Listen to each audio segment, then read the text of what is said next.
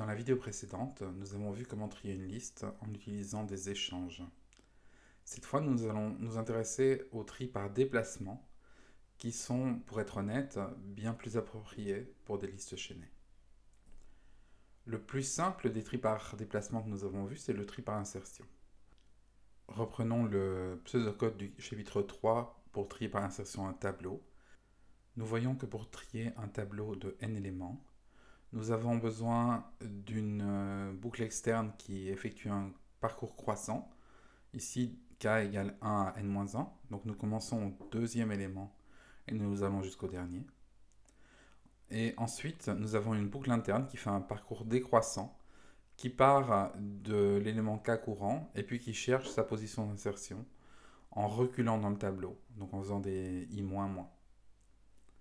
Notons évidemment que ce tri dans un tableau se fait par accès indexé, qui est l'accès idéal pour les éléments d'un tableau, mais qui n'est pas du tout approprié pour une liste chaînée.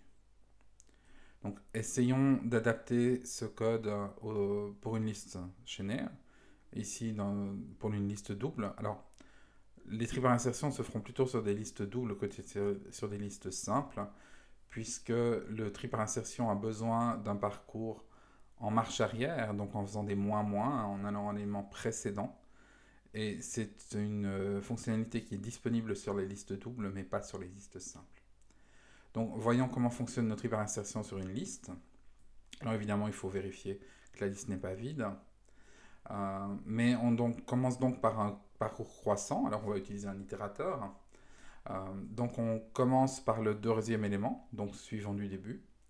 Et puis on va avancer k égale k suivant jusqu'à ce qu'on atteigne la fin de la liste.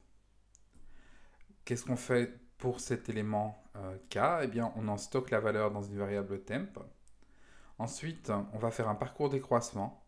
Alors on doit en permanence décider entre l'élément courant et son précédent. Si le précédent est plus grand que l'élément k, on va reculer. Et s'il est plus petit, on va s'arrêter. Donc on va avoir deux itérateurs, i et pi, pour previous of i. Donc on commence avec i qui vaut k, pi qui est l'élément précédent. Et puis on va accéder aux valeurs en déréférençant nos itérateurs, donc avec étoile pi et étoile pi. Et donc tant qu'on n'a pas atteint le début de la liste et que la valeur temp est plus petite que la valeur précédente, eh bien on déplace la valeur de i à pi et on déplace, on recule un élément, ce qui revient à faire moins i, où i vaut pi et pi vaut précédent de i.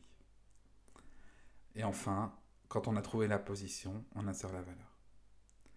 Alors tout cela, c'est une traduction littérale de l'algorithme pour les tableaux, mais clairement ce n'est pas très approprié pour une liste.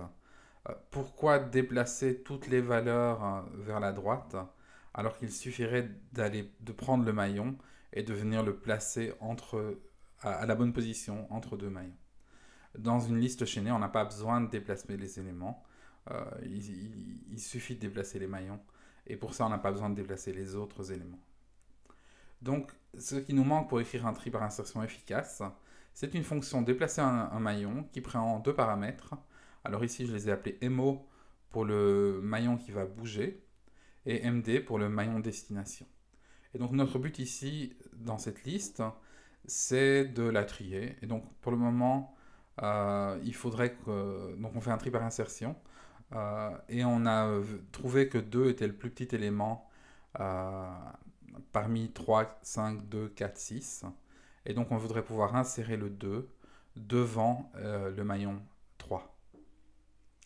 Alors pour ça, il va falloir modifier les 3 doubles liens qu'on voit ici, le lien entre 1 et 3, qu'on va devoir casser pour y placer l'élément 2, le lien entre 5 et 2 et le lien entre 2 et 4, qu'on va devoir faire disparaître puisqu'on devra lier directement 5 et 4 une fois que 2 sera déplacé. Alors, on va le faire en 3 étapes. On va commencer par faire un lien direct entre 5 et 4. Donc le lien entre celui qui précédait mo et celui qui suivait mo. Et ça nous fait disparaître les deux liens, alors de 5 suivant à MO et de 4 précédents à MO. Mais c'est pas grave parce que des liens vers MO, on en a encore un qui est le pointeur qu'on a reçu en paramètre de notre fonction. La deuxième étape consiste à relier 1 et 2 avec un double lien. Alors ça nous fait disparaître le lien de 2 à 5, mais c'est pas grave parce qu'on n'a plus besoin d'écrire quoi que ce soit dans 5. Et ça fait également disparaître le lien de 1 vers 3, mais c'est pas grave parce que 3, on le connaît, c'est le pointeur MD qu'on a reçu en entrée. Et enfin, on doit faire un lien entre 2 et 3. Et de nouveau, ça nous fait disparaître deux liens dont on n'a plus besoin, mais c'est pas grave. On a rétabli une liste doublement chaînée avec tous les liens nécessaires, et cette fois-ci, 2 est bien entre 1 et 3, et 5 et 4 sont liés directement. Alors voyons le pseudocode correspondant. Donc pour déplacer le maillon MO et le placer devant le maillon MD, alors on commence par vérifier évidemment que ce n'est pas le même maillon, auquel cas il n'y a simplement rien à faire. Mais sinon, on crée le lien rose, donc entre 5 et 4. Alors, c'est simplement alors le lien suivant du 5. 5, c'est MO précédent, et donc son lien suivant, c'est MO précédent suivant, dans lequel on va écrire un pointeur vers 4, donc un pointeur vers MO suivant. Et de même, pour faire pointer le précédent de 4 vers 5, on doit écrire MO suivant précédent qui vaut MO précédent.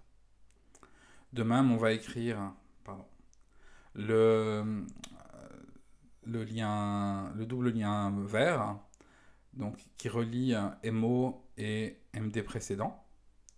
Donc d'une part, on doit relier MD précédent suivant à MO et MO précédent à MD précédent. Et enfin, le lien bleu qui relie MD précédent et MO suivant. Une fois qu'on a cette fonction déplacer maillon, on peut réécrire correctement notre tri par insertion.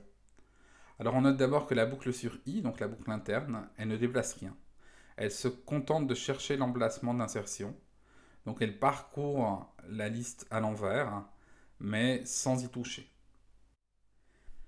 Une fois qu'on a trouvé l'emplacement I où il va falloir déplacer notre maillon K, c'est ce que nous faisons avec la fonction déplacer maillon. Mais nous devons faire attention parce que cette fonction déplacer maillon, elle déplace le maillon K. Or, ce maillon K, il nous servait à savoir quel était l'élément courant, mais il nous sert surtout à itérer sur la liste pour notre boucle externe. Et l'emplacement suivant de la liste à laquelle nous devons faire l'insertion, c'est bien l'emplacement avant déplacement et non pas l'emplacement après déplacement de K. Et donc, notre ligne que nous avions précédemment, qui était K vaut suivant de K, il va falloir la couper en deux. On va stocker temporairement la valeur de suivant de K avant déplacement, et puis on va l'utiliser et l'assigner à K après déplacement. Qu'en est-il pour une liste simplement chaînée? Si ici nous voulons déplacer le maillon 2 pour le placer devant le maillon 3. Alors d'abord, dans une liste simplement chaînée, on ne parle pas comme ça. Dans une liste simplement chaînée, nous allons toujours fonctionner avec des fonctions après. Et donc ce qu'on veut faire, c'est déplacer le maillon qui suit l'élément 5 pour le placer derrière l'élément 1. Alors pour faire cela, il va falloir changer trois pointeurs. Le pointeur qui va de 1 à 3, celui qui va de 5 à 2 et celui qui va de 2 à 4. Il va d'une part falloir que 1 pointe vers 2, que 2 pointe vers 3 et que 5 pointe vers 4. Donc on a en tout 3 pointeurs à modifier.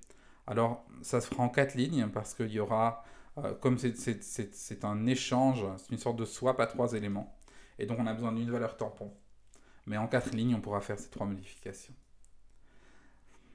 Par contre, ce déplacement ne nous permettra pas de faire du tri par insertion, parce que le tri par insertion, vous l'aurez noté, requiert d'avoir un parcours inverse de la liste, et la liste simplement chaînée ne permet pas de le faire.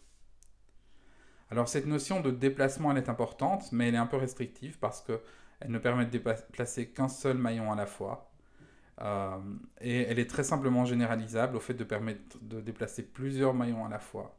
Et c'est une fonction qu'on appellera splice, et que je vous présenterai dans la vidéo suivante.